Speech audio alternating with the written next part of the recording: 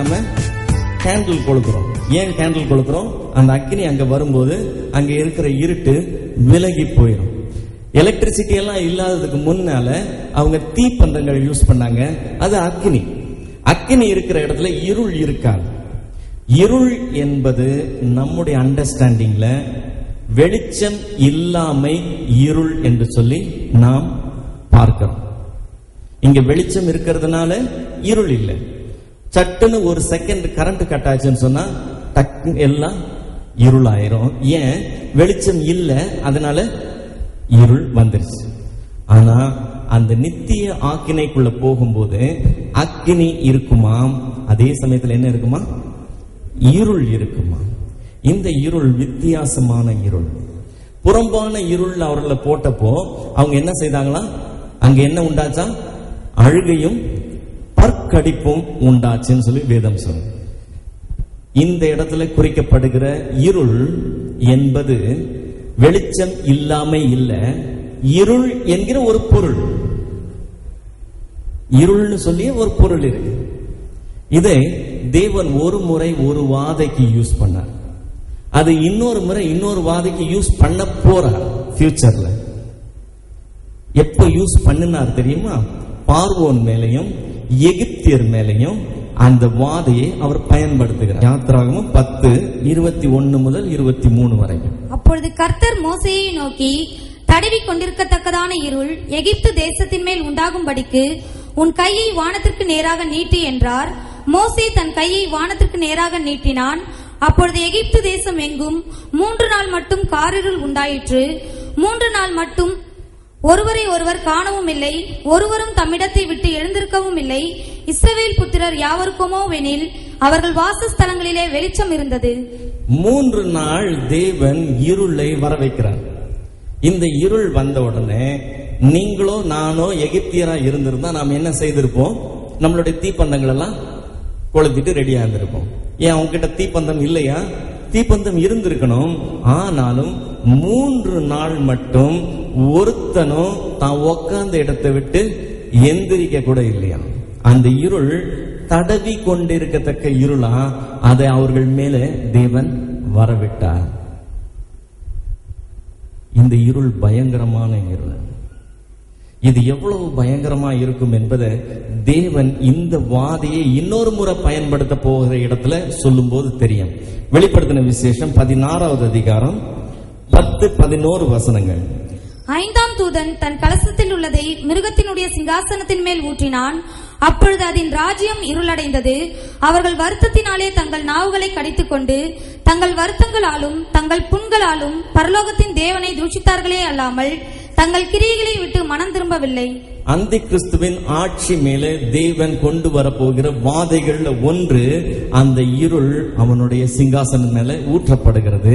அன்னைக்கு ஊற்றப்படும் போது அந்த இருள் அவர்களை அப்படி மூடிக்கொள்ளும் போது அவங்க என்ன செய்வாங்களா? தங்கள் நாவுகளை கடித்து கொள்வார்களாம். அந்த வேதனை அவ்வளவு பயங்கரமா இருக்கும். அந்த சூழ்நிலையே பயங்கரமானது.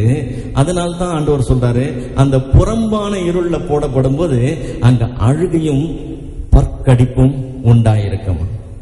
இந்த அக்னி இருக்கிற இடத்துல, புழு இருக்கிற இடத்துல, அதே டைம்ல இருள் இருக்கிற இடத்துல ஒருத்தனை தூக்கி போடும்போது அங்க இருந்து புகை எழும்பும்னு சொல்லி வேதம் சொல்லுது. அங்கிருந்து எழும்புற புகை 1 நாள் 2 நாள் இல்லையா, அது சதா காலமும் எழும்பும். வாசிக்கலாம் வெளிப்படுத்தின விசேஷம் 14வது அதிகாரம் 10-11 வசனங்கள். அவன் தேவனுடைய கோபாக்கினையாகிய பாத்திரத்திலே கலப்பில்லாமல் வார்க்கப்பட்ட அவருடைய உக்கிரமாகிய மதுவை குடித்து பரிசுத்த தூதர்களுக்கு முன்பாகவும் ஆட்டுக்குட்டியானவருக்கு முன்பாகவும் அக்கினியினாலும் கந்தகத்தினாலும் வாதிக்கப்படுவான். அவருடைய வாதையின் புகை சதா காலங்களிலும் எழும்பும். அவர்களுடைய வாதையின் புகை சதா காலமும் எழும்பும் சொல்லி வேதம் சொல்லும். இது நித்திய காலமாய் தேவன் கொடுக்க போகிற ஆக்கினை. அந்த ஆக்கினை எப்படி இருக்கும் என்று சொல்லி வேதம் நமக்கு போதிக்கும். அதே டைம்ல நித்திய காலமாய் தேவன் ஒரு ஜீவனை கொடுக்க போகிறார். சிலர் அந்த ஆக்கினை அடைய போகிறாங்க, சிலர் இந்த ஜீவனை அடைய போகிறாங்க. இந்த ஜீவன் எப்படிப்பட்டதா இருக்கும் என்பதை சங்கீதங்களின் புஸ்தகம் 16:11. ஜீவ மார்க்கத்தை எனக்கு தெரியப்படுத்துவீர், உம்முடைய சமூகத்தில் பரிபூரண ஆனந்தமும் உம்முடைய வலது பாரிசத்தில் நித்திய பேரின்பமும் உண்டு. அங்க ஆனந்தம் உண்டா? அந்த ஆனந்தம் எப்படிப்பட்ட ஆனந்தமா? பரிபூரண ஆனந்தமா? அங்க இன்பம் உண்டா? அது சாதாரண இன்பம் இல்ல, அது பேரின்பம். அது சாதாரண பேரின்பம் இல்ல, அது எப்படிப்பட்ட இன்பம்? நித்திய பேரின்பம். அங்க பரிபூர்ண ஆனந்தம், நித்திய பேரின்பம் இருக்கிற இடம்னு சொல்லி ஆண்டவர் சொல்றார். ஜீவ மார்க்கம் அது நித்திய ஜீவன். இந்த பூமியில நீங்களும் நானும் எந்த சந்தோஷத்தை அனுபவித்தாலும் அது பரிபூர்ணமானதா இருக்காது, அது நித்தியமானதா இருக்காது.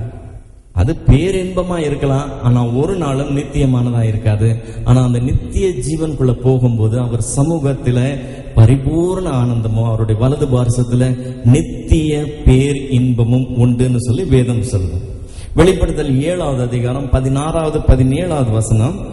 இவர்கள் இனி பசி அடைவதும் இல்லை, இனி தாகம் அடைவதும் இல்லை, வெயிலாவது உஷ்ணமாவது இவர்கள் மேல் படுவதும் இல்லை. சிங்காசனத்தின் மத்தியில் இருக்கிற ஆட்டுக்குட்டியானவரே இவர்களை மேய்த்து இவர்களை ஜீவ தண்ணீருள்ள ஊற்றுகள் அண்டைக்கு நடத்துவார். 21வது அதிகாரம் 4வது வசனம். அவர்களுடைய கண்ணீர் யாவையும் தேவன் துடைப்பார். இனி மரணமும் இல்லை, துக்கமும் இல்லை, அலறுதலும் இல்லை, வருத்தமும் இல்லை, முந்தினவைகள் ஒழிந்து போயின என்று விளம்பினது. அந்த நித்திய ஜீவனுக்குள்ள போகும்போது சில காரியம் இல்லை இல்லை இல்லை, என்னெல்லாம் இல்லை? அங்க பசி இல்லை, அங்க தாகம் இல்லை, அங்க வெயில் இல்லை, அங்க உஷ்ணம் இல்லை, அங்க கண்ணீர் இல்லை, அங்க துக்கம் இல்லை, அங்க மரணம் இல்லை, அங்க அலறுதல் இல்லை, அங்கே வருத்தம் இல்லை. அதனாலதான் அதுக்கு பேரு பரலோகம். அல்லேலூயா. இது நித்தியமான ஜீவன், அது நித்தியமான ஆக்கினை. இது ரெண்டுமே நித்தியம். இந்த நித்தியத்துக்கிட்ட இருந்து நாம் தப்பிக்க முடியாது. அது ஃபர்ஸ்ட் அண்டர்ஸ்டாண்ட் பண்ணி, இது கம்பல்சரி. நாம் இந்த அநித்தியத்துல இருந்து கடந்து போகும்போது நாம் அதுல இருந்து தப்பிக்க முடியாது. கம்பல்சரி. ஒண்ணு இதை எடுத்துக்கொள்ளணும், இல்லைன்னா அதை எடுத்துக்கொள்ளணும். நாம் அதுல இருந்து ஓடி போக முடியாது, அது கம்பல்சரி. நம்ம அதை போஸ்ட்போன் பண்ண முடியாது, இல்ல அப்புறம் பார்த்துக்கலாம்னு சொல்ல முடியாது, அது கம்பல்சரி. வேதம் சொல்லுது அவர் ஒரு நாளை குறித்திருக்கிறார், அந்த நாள்ல நியாயம் தீர்ப்பார். இயேசு சொல்றாரு நியாய தீர்ப்புனா என்னவா? சிலர் ஆக்கினை அடைய போவாங்க, அது நித்தியமான ஆக்கினை. சிலர் ஜீவன் அடைய போவாங்க, அது நித்தியமான ஜீவன். இத பவுல் ரோமருக்கு எழுதும் போது இன்னும் ரொம்ப சொல்றாரு. ரோமருக்கு 6வது அதிகாரம் 23வது வசனம். பாவத்தின் சம்பளம் மரணம், தேவனுடைய கிருபை வரமோ நம்முடைய கர்த்தராகிய இயேசு கிறிஸ்துவினால் உண்டான நித்திய ஜீவன். அந்த கடைசி நாள்ல என்ன நடக்குமா? கொஞ்சம் பேர் சம்பளம் வாங்குவாங்க, கொஞ்சம் பேர் என்ன வாங்குவாங்க? சம்பளம் வாங்குவாங்க. மீதி பேர் என்ன வாங்குவாங்க? வெகுமானம் வாங்குவாங்க. தேவனுடைய கிருபை வரம்னு சொன்னா என்ன அர்த்தம்? கிருபைனா கிரேஸ், வரம்னா கிஃப்ட். தேவனுடைய கிருபை வரம் என்னது? நித்திய ஜீவன். சம்பளம் எப்படி கிடைக்கும்? பாவத்துக்கு சம்பளம் கிடைக்கும், அந்த சம்பளம் நித்திய மரணம்.